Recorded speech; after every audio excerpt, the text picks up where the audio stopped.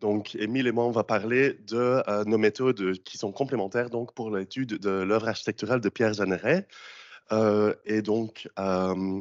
Dans le cadre du projet, de notre projet de recherche Pierre Jeanneret, l'architecte et le constructeur, qui est soutenu par le Fonds belge de recherche scientifique, nous menons donc deux recherches parallèles, mais en collaboration.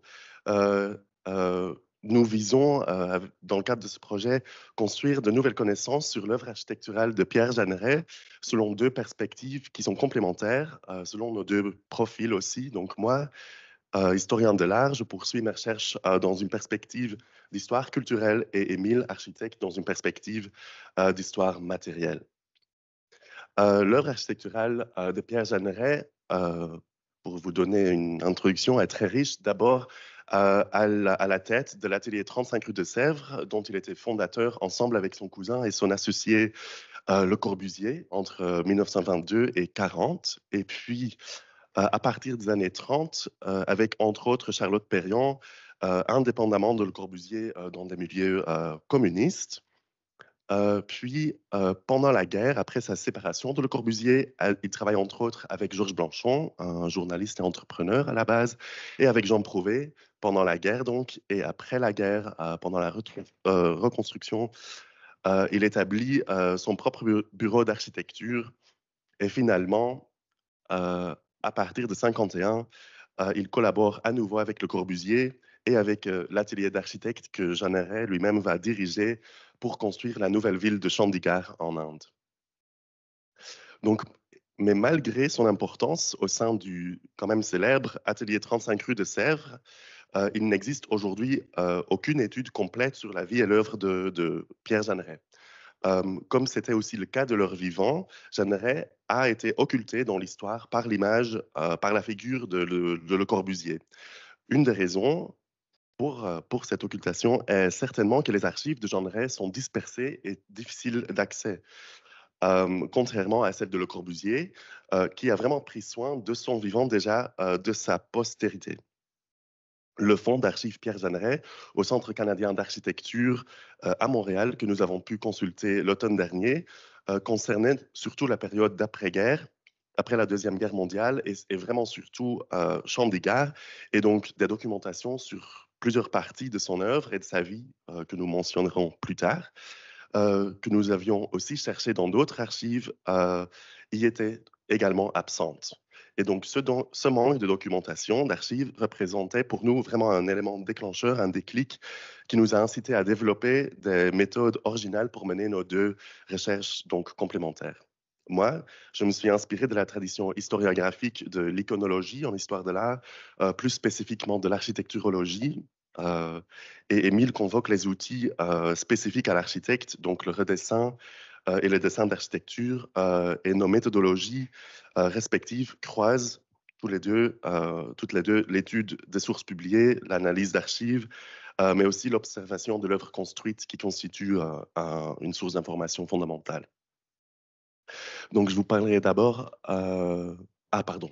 Donc, ça, c'était le slide pour un assez joli slide d'une construction à Bréa, l'île de Bréa, par Pierre Jeanneret en collaboration avec son associé à l'époque, Georges Blanchon. Euh, voilà, pour illustrer nos deux méthodologies basées sur le construit, les sources d'archives, la littérature et le dessin, etc. Donc, je vous parlerai d'abord de ma méthodologie inspirée de l'architecturologie. Euh, Jusqu'à récemment, les seules archives accessibles sur Pierre Jeanneret étaient son dossier nominatif à la Fondation Le Corbusier. Ce dossier contient de la correspondance avec Le Corbusier et aussi des carnets de Jeanneret et des agendas, etc. Mais il ne révèle très peu sur l'œuvre architecturale de Pierre Jeanneret, sur sa collaboration avec Le Corbusier et d'autres, et aussi sur ses activités et ses engagements qui pourraient faire l'objet d'une histoire culturelle. Le manque de documentation se reflète aussi dans la littérature très limitée qui existe sur Pierre Jeanneret, dont l'étude la plus complète est en fait un mémoire de master, celui de Hélène Coqui en 83. Coqui a adopté une méthodologie ad hoc ou éclectique, comme l'appelle Linda Nochlin et Despina Stratigakos, en réponse au manque de littérature et d'archives donc sur lesquelles reposent les méthodes traditionnelles de recherche scientifique monographique. Et cette absence est aussi souvent le cas pour la recherche sur, par exemple, des femmes architectes. Donc, dans le cas de la recherche de coquilles, elle a complété la documentation du dossier nominatif, à la Fondation Le Corbusier, par des témoignages directs, à l'époque encore de Charlotte Perriand et de Georges Blanchon, et aussi indirects par des revues, etc., d'autres collaborateurs. Et elle a aussi trouvé des reproductions de plans et de projets dans des revues d'architecture. Donc, elle s'est basée comme ça sur plusieurs sources. Et donc, cette collection de sources diverses a permis de donner un aperçu général quand même sur l'œuvre et sur la vie de Jeanneret. Et en se basant sur les témoignages qu'elle a collectionnés, Coquille a également pu développer en quelque sorte des hypothèses autour de la manière de collaborer de Le Corbusier et Jeanneret, ce qui est très difficile à retracer en fait. Euh, Parce que dans l'abondante littérature qui existe donc sur l'œuvre de Jeanneret avec Le Corbusier, dans lequel il est rarement mentionné, le rôle de Jeanneret est rarement du coup mentionné. Comme le notent Tim Benton et Hélène Coquille, la conception de leur projet a généralement été le résultat de discussions verbales, et donc ces discussions laissaient rarement de traces dans les archives qu'on peut trouver à la Fondation Le Corbusier. De plus, peu d'historiens, donc corbusiens, ont prêté attention à la collaboration entre les deux cousins. Le fonds Pierre Jeanneret, conservé dans les archives du Centre canadien d'architecture, n'est accessible que depuis 10 ans. Auparavant, ces documents étaient conservés depuis les années 60 par Jacqueline Jeanneret, la nièce de Jeanneret, et aussi complètement inaccessible. Elle les gardait chez elle. Donc au CCA aussi, la documentation ne permettait pas de combler les lacunes dans les archives de la Fondation Le Corbusier sur plusieurs aspects de son œuvre et de sa vie, en particulier donc les dynamiques de collaboration avec Le Corbusier, son travail dans les cercles communistes dans les années 30 et ses activités à Grenoble après la guerre. Et donc, en réponse à ce manque de documentation, une méthodologie aussi éclectique s'est également développée, non seulement par l'impossibilité de réaliser une étude monographique traditionnelle sur une personne à partir d'un fonds d'archives constitué, mais aussi par volonté de mener cette recherche d'une manière différente, donc notamment de construire une histoire autour des intérêts et des convictions culturelles, sociales et politiques de Jeanneret et la manière dont celles-ci ont influencé son œuvre architecturale. Et donc, par une exploration de ses réseaux, ses amis, ses collaborateurs, ses activités artistiques, etc. Euh, une, euh, une méthodologie développée par Philippe Boudon s'appelle l'architecturologie, de laquelle je me suis inspiré. Il l'a développée à l'école d'architecture de la Villette après les manifestations de 68 et il s'inscrit dans une tradition d'historiographie dialectique qui s'est déjà développée à partir de la fin du 19e siècle. Donc, Boudon s'inspire entre autres de l'iconologie dans l'histoire de l'art et il recherche une approche pluridisciplinaire à l'opposé de la tradition académique qui est dictée souvent par des modèles figés. Donc, il étudie la conception architecturale en tant qu'activité cognitive en interprétant les différentes étapes du processus de la conception architecturale et l'éventail de discours qui façonnent ces étapes, tels que le programme, l'équipe, les collaborateurs, euh, le contexte géographique et culturel, etc. L'étude de ce processus de conception correspond aussi à la méthode des études génétiques, appelée comme ça par Tim Benton et utilisée aussi par, entre autres, Jean-Louis Cohen dans les études de l'œuvre de Le Corbusier. Donc, dans ces étapes de conception, la dynamique de la collaboration se manifeste beaucoup plus clairement que dans un plan ou dans un projet achevé. Donc, en croisant les dessins et les plans chronologiquement avec de la correspondance, des témoignages ou d'autres sources contextuelles, on reconnaît souvent un vrai processus dialectique entre Jeanneret, Le Corbusier et autres. Je m'inspire également des études visuelles de W.J.T. Mitchell qui s'intéressent à la manière dont des images et des discours qui ont contribué à leur conception peuvent révéler eux-mêmes des significations. Donc, les contributions de Jeanneret au processus de la conception concernant la forme, le matériel et la technique peuvent révéler aussi ses intérêts culturels, sociaux et politiques. Et inversement, ses activités artistiques ou politiques peuvent nous aider à reconnaître ses visions sur l'architecture et à identifier ses contributions dans des collaborations, non seulement à l'échelle de projets, mais aussi des typologies architecturales et urbaines.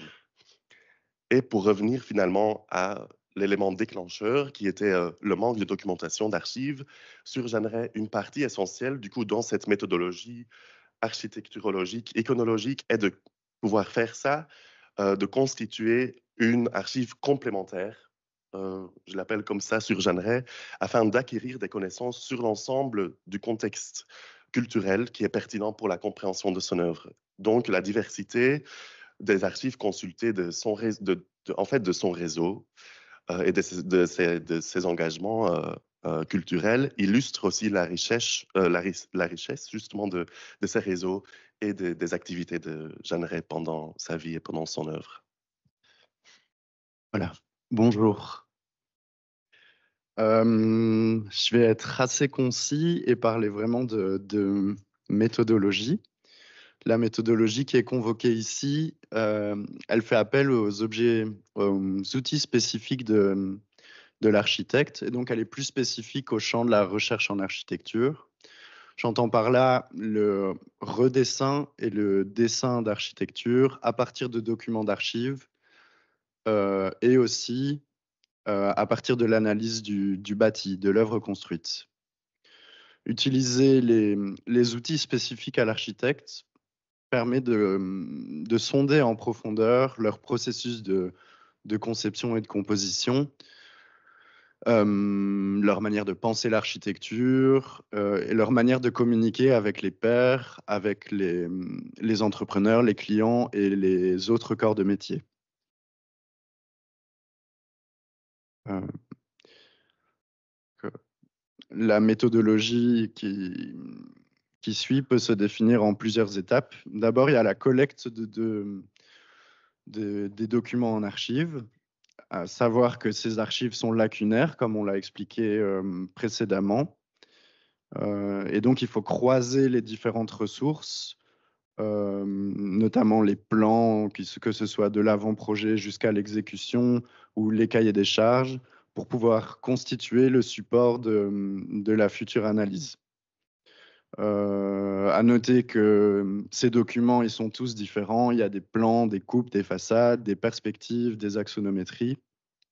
Et ces documents révèlent tous des aspects différents d'une œuvre architecturale. Une simple observation, en fait, pourrait permettre de comprendre certains éléments constituants d'une œuvre architecturale.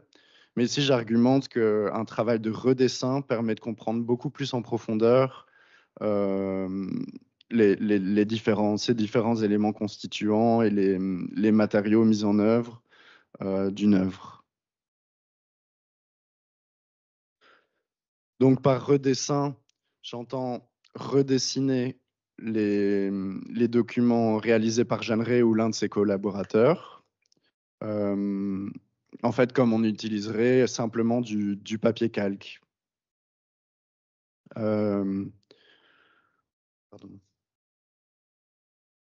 Donc, le but de cette démarche est de cerner en profondeur les différentes composantes matérielles et constructives de l'architecture de Jeanneret.